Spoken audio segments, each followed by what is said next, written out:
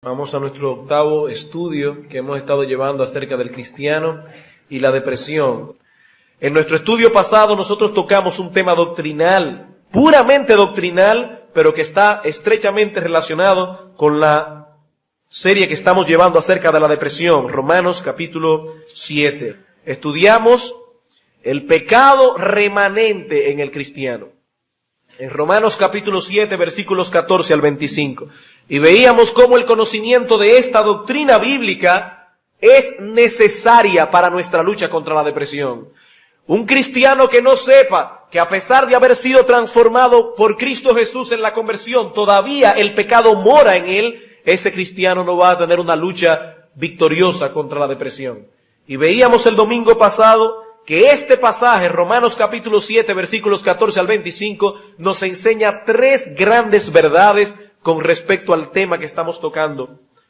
Dice el apóstol Pablo, versículo 14 al 25, porque sabemos que la ley es espiritual, mas yo soy carnal, vendido al pecado. Porque lo que hago, dice Pablo, no lo entiendo, más literalmente no lo apruebo, pues no hago lo que quiero, sino lo que aborrezco, eso hago. Y si lo que no quiero, esto hago, apruebo que la ley es buena, de manera que ya no soy yo quien hace aquello, sino el pecado que mora en mí. Y yo sé que en mí, esto es, en mi carne no mora el bien, porque el querer el bien está en mí, pero no el hacerlo. Porque no hago el bien que quiero, sino el mal que no quiero, eso hago. Y si hago lo que no quiero, ya no lo hago yo, sino el pecado que mora en mí. Así que queriendo yo hacer el bien, hallo esta ley, que el mal está en mí, porque según el hombre interior me deleito en la ley de Dios. Pero veo otra ley en mis miembros que se rebela contra la ley de mi mente y me lleva cautivo a la ley del pecado que está en mis miembros. Miserable de mí, ¿quién me librará de este cuerpo de muerte? Gracias doy a Dios por Jesucristo, Señor nuestro. Así que yo mismo con la mente sirvo a la ley de Dios, mas con mi carne a la ley del pecado. Veíamos el domingo pasado, repito, tres grandes verdades que tienen que ver con esta doctrina del pecado remanente.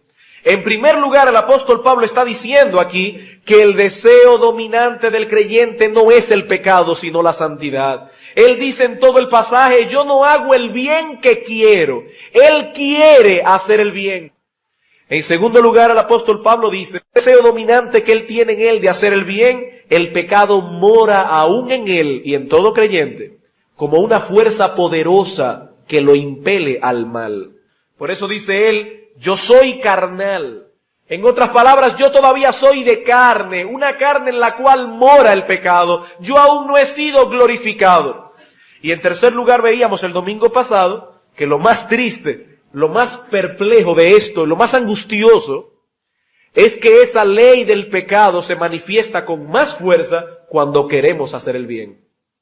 Pablo dice, queriendo yo hacer el bien, hallo esta ley que el mal está en mí. Algunos cristianos ignoran estas verdades y consecuentemente viven una vida cristiana desbalanceada. Es como dice Sinclair Ferguson en su libro, Conoce tu vida cristiana. Él dice que hay algunos cristianos quienes no consideran otra cosa que no sea una tranquila libertad de los estragos del pecado. La vida cristiana no es todo sonrisas. La vida cristiana no es todo paz. Hay gozo y paz en el creer, Romanos 15:13. Pero al mismo tiempo, la vida cristiana envuelve lo que la Confesión de Fe de Westminster llama una continua e irreconciliable guerra. La vida cristiana tiene gozo, tiene paz, es bendita, pero al mismo tiempo envuelve una continua e irreconciliable guerra hasta que lleguemos al cielo. Y hermanos, si un cristiano ignora esto, va a tener grandes problemas en su vida cristiana. En primer lugar, la ignorancia de esas verdades lo va a guiar a una angustia y perplejidad tal que finalmente desembocará en una depresión. Ese cristiano pensará dentro de sí, seguramente yo no soy cristiano. No puede ser que un creyente tenga la lucha tan grande que tengo yo en mi interior. Y ese cristiano se sentirá perplejo y angustiado por causa del pecado que mora en él, simplemente por no conocer estas verdades. Ignorar estas verdades nos llenará también de temor por el futuro. ¿Cómo yo sé que yo voy a llegar al cielo finalmente? ¿Cómo yo puedo saber que mi vida cristiana será sostenida hasta el fin? Bueno, porque dice el Señor que Él me tiene agarrado con su mano y Dios el Padre también. No podemos ignorar estas verdades. Pero hermanos, todo eso lo vimos el domingo pasado. Esto es solamente a modo de recuento. Pero no solo es importante que nosotros conozcamos estas verdades expuestas en la epístola a los romanos. Ahora tenemos que ir un paso más adelante y hacernos la siguiente pregunta. ¿Cómo puede un cristiano no deprimirse encontrándose en esta condición? ¿Cómo puede un cristiano luchar contra la depresión a pesar de la condición presente de que el pecado mora en nosotros, aún en nuestro cuerpo? El hecho en sí de conocer estas verdades ya es una ayuda, porque el creyente ya no sentirá cuando tenga esa lucha que él es el único que la tiene. Él ya sabrá que todos los cristianos del mundo tienen esa lucha, y eso es una bendición. Por eso el apóstol Pablo usó esta verdad para ayudar a los cristianos de Corinto, cuando le dice, hermanos, no os ha sobrevenido ninguna tentación que no sea humana. Lo que Pablo le está diciendo es, no se crean que ustedes son los únicos que tienen esas tentaciones. No se crean que ustedes son los únicos que tienen esa lucha. No os ha sobrevenido ninguna tentación que no sea común a todos los seres humanos. Pero existen otras verdades en las Escrituras que nosotros podemos usar para no permitir que nuestra condición presente nos lleve a una depresión. Hermanos, recuerden que cuando dimos uno de los primeros estudios sobre este tema, habíamos dicho que la clave de la victoria contra la depresión era no dejar que nuestra alma nos hablara, sino hablarle nosotros a nuestra alma. Recuerden que el salmista David en el Salmo 42 se encuentra en una depresión. ¿Y qué hace David? David dice, ¿por qué te abates, oh alma mía, y te turbas dentro de mí? Espera en Dios, porque aún he de alabarle. Entonces, hermanos, para no caer en una depresión, nosotros tenemos que hablar a nuestra alma. Nosotros tenemos que hablar a nuestra alma. ¿Y qué le vamos a decir a nuestra alma en medio de esta presente condición? 4 cosas. En primer lugar, vamos a decirle a nuestra alma que aunque Cristo no nos ha librado de la presencia del pecado, sin embargo nos ha librado de la condenación del pecado. El pecado aún mora en nosotros, pero gracias a Dios, Él nos ha librado de la condenación del pecado. Inmediatamente Pablo habla de esta lucha a muerte que tiene en su interior en Romanos 7, 14 al 25. ¿Qué dice en el capítulo 8, versículo 1? Ahora pues, ninguna condenación hay para los que están en Cristo Jesús. Ninguna condenación hay para los que están en Cristo Jesús. En esa lucha a diario que tenemos contra el pecado en nuestras vidas, muchas veces experimentaremos esa perplejidad que llevó a Pablo a decir, miserable de mí, ¿quién me librará de este cuerpo de muerte? Sin embargo, no debemos permitir que esa lucha nos arrastre a una depresión. Nosotros no tenemos derecho a deprimirnos a pesar de que tenemos una lucha a diario contra el pecado. ¿Saben por qué? Porque nuestra salvación está asegurada en Cristo Jesús. Ninguna condenación hay para los que están en Cristo Jesús. Por lo tanto, ¿qué yo debo decirle a mi alma? Es verdad que Cristo no me ha librado de la presencia del pecado, pero sí me ha librado de la condenación del pecado. Tenemos seguridad de salvación, completa y total seguridad. No podemos en este mensaje de ninguna manera expandir esta doctrina ampliamente. Pero yo quisiera solamente citar un texto, un solo texto en Romanos capítulo 8, del cual podemos extraer 5 argumentos, 5 buenos argumentos de por qué un cristiano no puede nunca caer de su estado de gracia y perderse. Por eso Cristo dice, Padre, de los que me diste no pedí ni uno, ni uno. Dice Pablo en Romanos capítulo 8, versículo 33 al 34. ¿Quién acusará a los escogidos de Dios si Dios es el que justifica? ¿Quién es el que condenará? Cristo es el que murió. Más aún, el que también resucitó, el que además está a la diestra de Dios, el que también intercede por nosotros. Hermanos, ¿por qué un cristiano no puede perder su salvación? Bueno, por 5 buenas razones. En primer lugar, fue Dios quien nos justificó. En otras palabras, el juez infinitamente justo del universo nos declaró justo. Y si ese juez que es infinitamente justo me declaró a mí justo en base a lo que Cristo hizo por mí, ¿cómo puede ni el diablo ni nadie declararme a mí injusto? si Él me absolvió? Él me justificó. Y dice Pablo, entonces, ¿quién puede acusar a los escogidos de Dios? En segundo lugar, dice él, ¿quién es el que condenará a un cristiano si fue Cristo que murió por él? Dios hecho hombre. Y si Jesucristo fue quien murió por mí, Él llevó sobre sí toda la carga, toda la condenación, toda la ira que pesaba sobre mí por mi pecado. Y si Cristo es el que murió, ¿quién puede condenarme? Pero no solamente eso, dice Pablo, Él también resucitó, dándonos a entender que Dios realmente recibió como pago correcto su muerte en la cruz. Dios lo levantó de la tumba para enseñar al mundo que Él aceptó la obra de Cristo de redención. Pero más aún, dice Pablo, Él también está sentado a la diestra de Dios. ¿Y quién es el que se sienta a la diestra de un rey? Bueno, aquel guerrero que llega victorioso de la guerra. Cuando un capitán iba a la guerra y volvía victorioso, el rey lo honraba sentándolo a su diestra. Cuando Jesucristo acabó la obra de salvación y dijo, consumado es, la obra está terminada, se sentó a la diestra de Dios como una manifestación de su poder, de su dominio y de su soberanía. Y si nuestro Señor Jesucristo es el Rey soberano del universo y Él nos cuida y nos guarda, hermanos, ¿quién puede arrebatarnos de su mano? ¿Quién puede perder el alma de un cristiano si es Cristo que la protege? Y por último dice Pablo, y no solo eso, Él también intercede por nosotros. Hermanos, ¿sabían ustedes que nuestro Señor Jesucristo está en el cielo orando por cada uno de sus hijos? Él intercede por nosotros. Por eso dice Thomas Watson, los santos perseveran en fe porque Cristo persevera en oración. Así que si Cristo está rogando por nosotros, seguro que el Padre lo va a oír y el Padre va a proteger a sus hijos. Aquí hay 5 buenas razones por la cual, hermano, tú puedes estar completamente seguro. ¿Tiene razón un cristiano en caer en una depresión por causa del pecado que mora en él? De ninguna manera, porque aunque el pecado mora en él, ese pecado no lo condenará.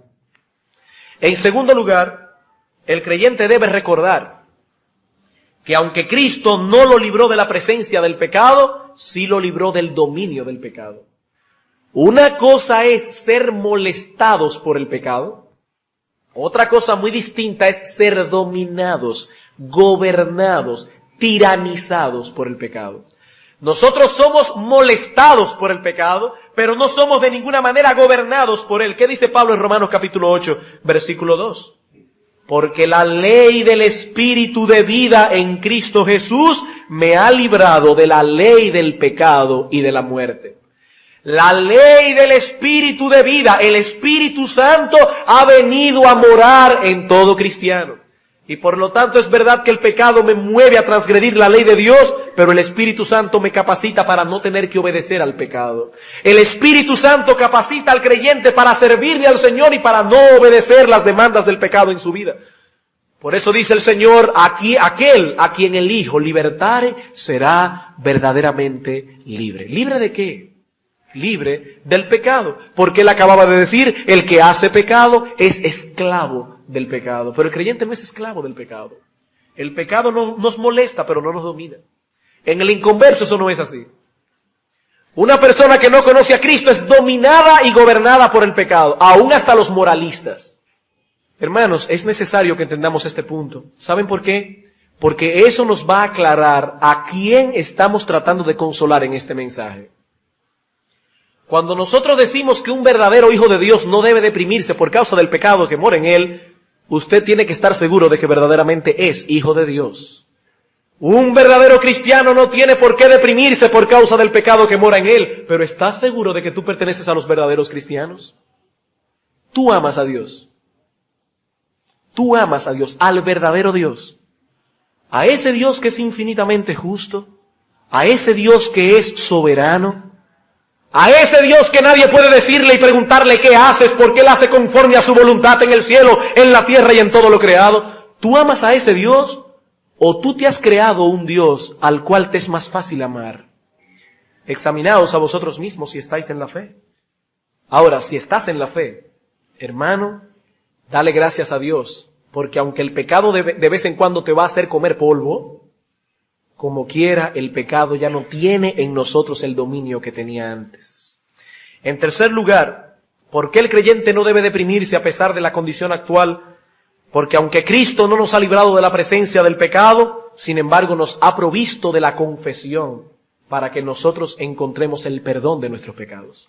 Primera de Juan, capítulo 1, en los versículos 5 al 10. Él dice lo siguiente: este es el mensaje que hemos oído de Él y os anunciamos. Dios es luz y no hay ningunas tinieblas en Él. Si decimos que tenemos comunión con Él y andamos en tinieblas, mentimos y no practicamos la verdad. ¿Qué dice el apóstol Juan en ese texto? Bueno, algo muy sencillo. El creyente verdadero anda en luz. Que ninguna persona que vive en su pecado pretenda decir que Dios es su Salvador. El creyente verdadero anda en luz.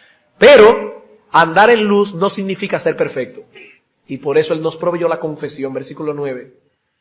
Si confesamos nuestros pecados, Él es fiel y justo para perdonar nuestros pecados y limpiarnos de toda maldad.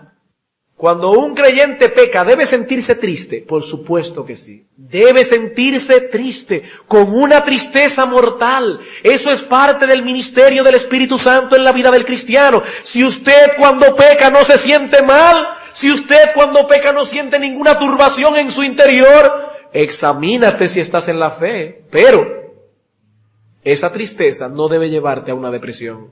Debe llevarte a una confesión. Recordando lo que dice el salmista cuando le dice: Señor, tú eres bueno y perdonador y grande en misericordia para con todos los que le invocan. Tú no tienes por qué deprimirte, debe llevarte eso a la confesión, aunque sí debes entristecerte por causa de tu pecado. Pero recuerda, hermano, que tristeza no es lo mismo que depresión.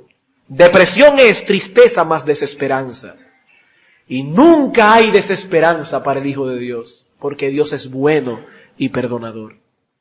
Y por último, debemos recordar, hermanos, que aunque Cristo no nos ha librado de la presencia del pecado, eso no debe deprimirnos, sino que más bien debe humillarnos. Hay momentos en la vida de un cristiano que uno casi puede sentir, puede palpar la vileza, la indignidad, la corrupción que hay en nuestro corazón. Estaba leyendo en estos días el diario de David Brainerd, ese gran hombre de Dios. Murió a los 29 años de edad y pasó a la historia como uno de los grandes bastiones de la fe. Y solo hay que leer el diario de este hombre, para uno conocer experimentalmente lo que estamos diciendo aquí. Muchas veces nosotros los cristianos, aún sin haber cedido a la tentación, es tanto lo que sentimos la presión del pecado en nuestra vida, que sin haber pecado nos sentimos miserables y completamente sucios. Sin haber cedido a la tentación. Y hay una parte aquí del diario de David Brainerd que dice: por la tarde salí a encontrarme con Dios, pero me sentí muy decaído y Dios hizo de aquel tiempo un tiempo de humillación para mi alma. Lloré sobre el cuerpo de muerte que está en mí. Me dolía mucho no poder orar y alabar a Dios con el corazón lleno de amor divino y celestial. Oh, que mi alma no ofrezca jamás a mi Dios ningún servicio muerto y frío. Dice él: yo lloré sobre el cuerpo de muerte que está en mí. Y más adelante dice aquí: día del Señor, 2 de mayo. Dios me dio esta mañana una visión tal de mí mismo que lucí vil ante mis propios ojos. Sentí que la corrupción me revolvía el corazón sin poder refrenarla. ¿Quién no puede de ustedes decir lo que dice este hombre aquí? Dios me dio esta mañana una visión tal de mí mismo que lucí vil ante mis propios ojos.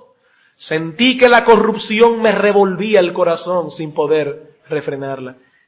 Esa es la experiencia del cristiano. Pregunta: ¿y acaso no es lícito al creyente deprimirse cuando se encuentra en semejante condición? No, ni siquiera en esa condición. Hermanos, esa condición debe humillarnos porque la humillación fortalece al cristiano, pero no debe deprimirnos porque la depresión debilita. La humillación fortalece, pero la depresión debilita. El Señor sabe cómo hace las cosas, y si Él planeó la salvación de tal manera que el pecado todavía morara en nuestro cuerpo, es porque Él entendía que esa era la mejor forma de ayudarnos. Y usted se pregunta: ¿y en qué me ayuda a mí que el pecado more todavía en mi cuerpo? Le voy a dar 4 cosas en las que lo ayuda eso. En primer lugar, esa situación nos recuerda constantemente lo que somos en realidad. El pecado que mora en mi carne me recuerda constantemente que yo fui salvo por gracia. Me recuerda que si hubiera sido por mí, seguramente Dios me hubiera enviado al infierno, porque los pensamientos que lucubra esta mentecita que está encima de mi cabeza son tan bárbaros y tan viles, que Dios seguramente nunca me habría salvado por mi propia condición. Y cuando hago algo que es digno de la gloria de Dios, el pecado que mora en mí me recuerda que yo soy un vil indigno y que todo lo que hago lo hago por la gracia de Dios. Por eso dice el apóstol Pablo, nunca vean en mí más de lo que yo soy. ¿Por qué? ¿Qué es lo que yo soy? Dice Pablo, uno que persiguió a la iglesia de Dios. Pero por la gracia de Dios soy lo que soy y su gracia no ha sido en vano para conmigo. La gracia de Dios, pero no yo, dice Pablo. No yo, sino la gracia de Dios en mí. Y a los creyentes de Corinto les pregunta, ¿qué tenéis que no hayáis recibido? Y si lo recibisteis, ¿por qué te glorías como si no lo hubieras recibido? ¿Por qué te glorías de tus capacidades y tus dones? Como si fuera algo que tú hayas logrado por ti mismo cuando fue Dios que te lo dio. Y el pecado remanente te recuerda eso constantemente. En segundo lugar, podemos sacar la bendición del pecado remanente en el sentido de que esa condición presente nos mueve hacia Cristo constantemente a pedir ayuda. Cuando el cristiano ve su condición, su pobreza, su indignidad, su vileza, dice, Señor, ayúdame tú, porque si fuera por mí yo no daría un paso más en firme en esta vida cristiana. En tercer lugar, nos capacita para tener misericordia por la debilidad de otros. Un cristiano sincero nunca podrá pararse en un pedestal encima de los demás y decirle, yo no entiendo cómo tú puedes pecar en ese sentido. ¿Tú sabes por qué? Porque tú sabes que tú también has sido tentado en esa área. Y cuando el cristiano ve el pecado que mora en él, eso lo lleva a ser misericordioso con las faltas de los demás. Por eso dice Pablo en Gálatas capítulo 6, versículo 1, hermanos, si alguno de vosotros fuere sorprendido en alguna falta, vosotros que sois espirituales, restauradles, pero con espíritu de mansedumbre. No sea que tú también seas tentado. Con espíritu de mansedumbre. Y por último, y eso yo creo que todo creyente lo ha experimentado, el pecado remanente nos mueve a anhelar el cielo todos los días de nuestra vida. Cuando el creyente se siente acosado por el pecado y siente que a cualquier lugar donde dirige su vista hay un león que está esperándolo para devorarlo, ese creyente dice, Dios mío, ¿cuándo voy a irme de aquí? ¿Cuándo podré salir de este cuerpo de muerte? Miserable de mí, ¿quién me librará de este cuerpo de muerte? Y el pecado remanente en nosotros nos lleva a anhelar el cielo todos los días de nuestra vida. Podemos disfrutar de nuestra vida cristiana aquí y ahora, pero siempre recordando que Dios sujetó este mundo a vanidad. ¿Saben para qué? Para sujetarlo también en esperanza. Para que nosotros constantemente digamos, oh Señor, qué bueno será cuando lleguemos al reino de los cielos, donde ya no habrá más pecado y donde nunca jamás sentiré el peso punzante de la tentación. Hermanos, al considerar esta doctrina del pecado remanente en el cristiano, nos ayuda a tener una visión realista del cristianismo. Nosotros hemos entrado por una puerta estrecha para caminar en un camino angosto, apretado. No es un lecho de rosas como algunos evangelistas pretenden presentar. Conviértete a Cristo y tú vas a ver cómo todos tus problemas